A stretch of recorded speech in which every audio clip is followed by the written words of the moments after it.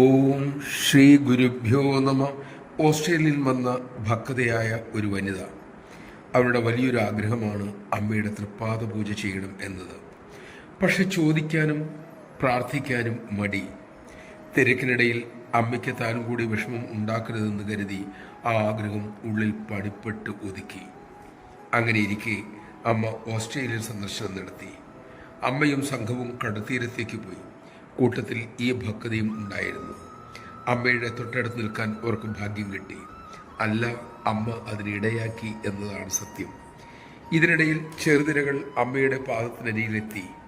പ്രകൃതി മാതാവും വിശ്വജനിയും ഒരുക്കി തന്ന അവസരമെന്ന് കരുതി അവർ ഉടൻ കുനിഞ്ഞു. ജലം കയ്യിലെടുത്ത് തൃപ്പാദങ്ങളിൽ മെല്ലെ പ്രാർത്ഥനാപൂർവം ഒഴിച്ചു. അമ്മ മധുരമായി അവരെ നോക്കി പുഞ്ചിരിച്ചു. തൻ്റെ ചിരകാലമായ ആ ആഗ്രഹം അതിലളിതമായി നടത്തിയതിലെ ആനന്ദത്തിലായിരുന്നു ആ ഭക്ത. പിന്നീട് നമഃശിവായ. നിഷ്കളങ്കമായ ആഗ്രഹങ്ങൾ അമ്മ യഥാസമയം നിറവേറ്റിത്തരിക തന്നെ ചെയ്യും. നല്ലതിനായി മാത്രം ആഗ്രഹിക്കാനും പ്രാർത്ഥിക്കാനും നമുക്ക് സാധിക്കട്ടെ.